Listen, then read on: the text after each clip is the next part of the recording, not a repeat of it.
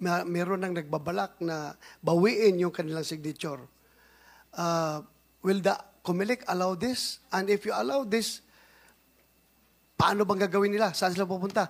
Pupunta pa ba sila sa Purok, sa barangay, sa COMELEC, sa police station? O ano pong gagawin nila para mabigyan natin ng linaw yung paano nila gawin ito? Madam Chair, Your Honors, maraming salamat po. Yung po ang kadahilanan kung bakit sinuspend din namin ang rules sapagkat wala pong provision sa COMELEC Resolution 10650 ng procedure ng withdrawal ng mga signatures. For example, pupunta ang isang pumirma doon po sa signature sheet, doon sa local COMELEC natin. Sure po ako kung naandyan yung rules namin, hindi po papayagan, Madam Chair, Your Honors, ng aming local COMELEC sapagkat wala pong nakalagay doon sa aming pong 10650 kung paano magwi-withdraw. At the same time, hindi wala pong form sa withdrawal. So, ibig sabihin po, pagka tinignan nyo ng isang independent person yung mismong aming rules, as if hindi siya pumapayag na may mag-withdraw na kahit na isa doon sa mga signatories. Mabuti at sinuspend din nyo dahil kung ganun, napakaraming Pilipino ang nababayulit yung kanilang karapatan na bawiin yung kanilang perma. Napakaraming gustong bumawi ng perma ngayon. So, mabuti sinuspend din nyo, Madam Chair, at klaro tayo na yun pala ay hindi na nila pwedeng bawiin. Kahit nasabihin, kahirap naman, no? Kung mahirap ka lang, no? Pobre ka lang ba? Naisahan ka lang. Na, sige, magpirma kayo dito. Bibigyan kayo ng AX bukas ng 3,000 pesos. Punta kayo, pirma kayo dito. Tapos ngayon, na-realize mo, because of this hearing, na-realize mo na mali pala yung ginawa ko. Yung palang pirma ko ay bininta ko na palang kaluluwa ng Pilipinas doon. Gusto kong bawiin.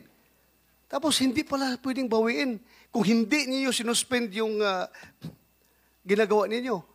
So, that will result to something very bad para sa mga tao. Sabihin, porque mahirap lang kami. Hindi na pala namin pwedeng bawiin yung aming pirma. Nagkamali lang kami doon dahil naguyo kami doon sa inutusan ni Congressman na A resident of San Francisco, you're a resident of the Philippines.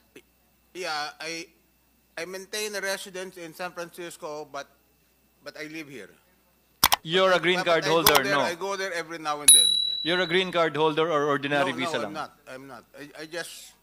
I just maintain a residence in San Francisco. And an entertainment house in Dasma. Yeah. Thank you, sir. We expect your attendance in the next hearing, sir. Thank you, sir. Madam Chair. Madam Chair? Senator Risa, please. Gamanak, Madam Chair. Just to ask my last couple of questions to Attorney Chel Jokno. Bilang human rights lawyer, ano bang mga karapatang pantao yung pwedeng maapektuhan ng Chacha or particularly ng People's Initiative? Thank you, Madam Chair, Your Honors. Actually, kung sa People's Initiative po yan, it would depend on what the proposal is for an amendment. At klarong-klaro naman na hindi pwede naman i-revise ang ating konstitusyon sa pamamaraan ng People's Initiative. But if I may also address, Madam Chair, the statement made by the COMELEC Chair that they have a ministerial duty to accept the signature sheets. My understanding of the law is that the COMELEC has a ministerial duty to accept a petition, but not signature sheets alone that are not accompanied by a petition. I believe the COMELEC Chair himself said that the signature sheets are a mere scrap of paper, in which case, how can there be a ministerial duty to accept mere scraps of paper? So I think that should also be pointed out. And if I may also, Madam Chair, aside from the lack of a complete enabling law, the fact that the proposed amendment is a revision, that the signature sheets themselves are nothing, and they should never have been even accepted from the beginning by the COMELEC, in my opinion. Thank you. Thank you very Salamat, much. Attorney Chel. One last question, Jokno. Madam Chair, for Maybe Attorney we Chel. give the COMELEC an opportunity Yes, to Madam Chair. respond also to that, because I did hear the COMELEC chairman say that without the petition, the signature sheets are mere scraps of paper. So why did you accept these scraps of paper? Madam Chair, simply because it's provided for in COMELEC Resolution 10650, which we suspended in order to resolve issues such as this one, whether or not, for purposes of the people's initiative, whether or not really the petition should come first or the signature form should come first ahead of the petition. That is one of the issues that should be resolved. Alin po ba talaga ang dapat mauna?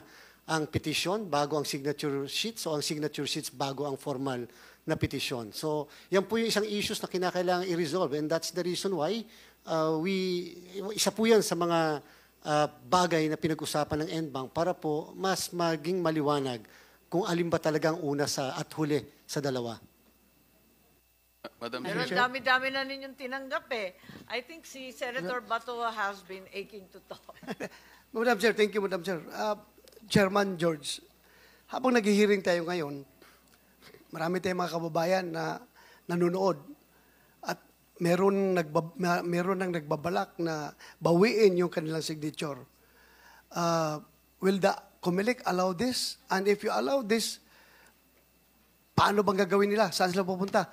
Pupunta pa ba sila sa purok, sa barangay, sa COMELEC, sa police station? O ano pong gagawin nila para mabigyan natin ng linaw yung paano nila gawin ito? Madam Thank you, Chair, Madam Chair. Your Honors, maraming salamat po. Yung po ang kadahilanan kung bakit sinuspend din namin ng rules sapagkat wala pong provision sa COMELEC Resolution 10650 ng procedure ng withdrawal ng mga signatures. For example, pupunta ang isang pumirma doon po sa signature sheet, doon sa local COMELEC natin.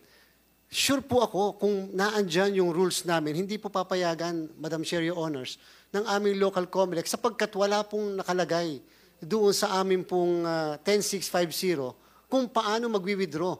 At the same time, hindi wala pong form sa withdrawal.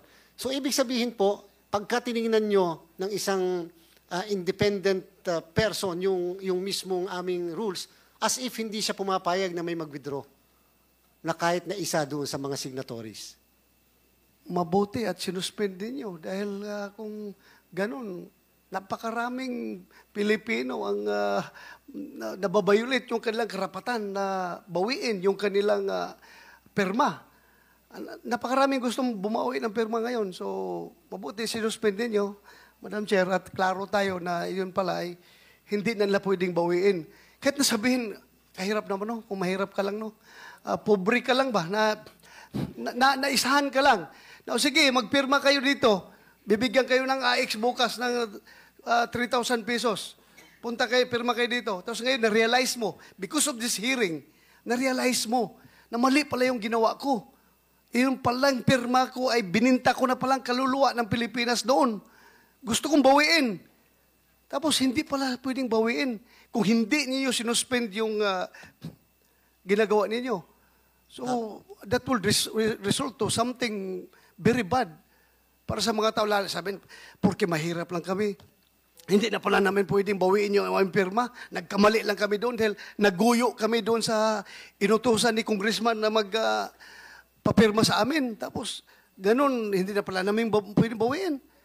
So, Tama po. napakahirap po sa isang ordinaryong Pilipino. Tama po, Madam Chair, Your Honors. Kaya po, nararapat lamang na hindi mo na maipatupad yung rules na yan upang mapagbigyan yung mga ganyan pong... Katulad din po, halimbawa, Madam Chair, Your Honors, yung issue ng pwede bang may observer o watcher during the verification. Wala po sa provision ng aming rules, yung COMELEC Resolution 10650. Kunyari lang din po, yung aming pong election officer nag-ruling na ito ay signature ni A at siya ay registered voter kahit naman hindi niya signature yon. Alam niyo po ba sa rules, final po yon. And therefore, wala rin pong mode ng appeal doon po sa aming COMELEC Resolution 10650. So, madami pong mga dapat na ayusin sapagkat we will have to ensure due process and that exercise of the rights of the people who are signing or not signing the signature sheets as well as the petition. But given that the chairman has watched the videos, has listened to the witnesses, it's very clear that many of those who signed were misled and deceived. You are convinced that, in fact, a procedure for withdrawing signatures when they were extracted so illegally and unethically should be included in the new rules. Madam Chair, dapat lang po, including po yung issue ng signature buying. Kasi sa issue po ng signature buying, wala po rin nakalagay doon kung paano. For example, meron pong ebidensya laban na si A, ang kanyang pirma ay produkto ng pamimili o pagbibigay sa kanya kung ano man pong binibigay ng pamahalaan. Wala rin pong sinasabi na dapat tanggalin yung pangalan ni A doon sa signature page at payagan na hindi dapat ibilang siya doon sa pagdetermine ng 3% or 12%. Salamat Madam po. Chair, Madam Chair. Si If I Senator may lang po, Bongo, with the permission Senator of Bongo, the good chair, since nabanggit po kanina ni Senator Escudero na walang expiry po itong mga signatures na collect, no? Ang tanong ko lang po sa inyo dito, bakit ngayon lang naisipan ninyo ang bank na i-suspend muna ang proceedings at naging divisive eh. Medyo nagkagulo, hindi nga tayo abot dito kung earlier pa po na address na po itong problema ito. Bakit po recently lang po na-suspend yung proceedings at bakit hindi nyo muna pinlansya ng mabuti itong mga rules ninyo bago pinatuloy yung pagkolekta? At yung tanong dyan is, inaantayan ng mga kababayan natin yung expiry na to. Until walang klarong sagot mula sa COMELEC, ay wala pong tuldok itong naging divisive na issue na ito. Madam Chair, Your Honors, with your kind indulgence, Commissioner Ray Bulay would like to answer the query of the good Senator Bongo. Commissioner Bulay, please. Thank you, Madam Chair. With the indulgence of the good Senator, idol ko po si Senator Bongo, Senator Bato. Simula po kami tumanggap ng papel second week ng January. Ngayon po, January 30. Ang COMELEC po, ngayon in the thick of preparations for 2025, and not a single document came to our office. Hanggang ngayon, wala po. And yung aaralin pa namin, yung batas tungkol dito, hindi ho madaling gawin. Kasi po, nagpiprepare kami sa 2025 elections. Na yun po ay babaguhin ang sistema. So dumating po ito, second week ng January this year. Ngayon po, January 30 lang tayo eh. Mabilis pa nga ho yung aming aksyon considering yung workload na dinadaanan po namin ngayong Enero. Kaya humihingi po kami ng paumanhin kung hindi po kami nakakilos agad. Pero sana po maintindihan na hindi lang po yun ang aming ginagawa. And true to the heart, hindi po namin gusto na i-rob ang common Filipino ng kanilang karapatan. We will not stand to that. Madam Ako Chair, po ay napapasalamat, Madam Chair, sa oras na ako yung Meron ho ba kayong formal complaint na natanggap sa mga naiulat na panunuhol in exchange for the signature? Madam Chair, Your Honors, as of this time po, wala po. At as of this time din po, wala pa rin natatanggap ang aming pong mga local COMELEC nationwide. Doon po sa mga 1,800 municipalities and cities na nagwi-withdraw ng kanilang signature. Simply because nga, siguro nga po dahil na i-announce kahapon, na suspended naman ang lahat ng proseso. So again, in answer to your query, Madam Chair, Your Honors, wala pa po kaming natatanggap na kahit na anong complaint. Since nabanggit nyo rin po, Mr. Chairman, na noong mga nakaraang araw, di ba may mga pronouncement kayo na bawal po yung panunuhol in exchange for the signature. Since wala kayong natatanggap na complaint, Wala ho ba kayong ginawang pag-imbestiga sa mga field offices nyo po?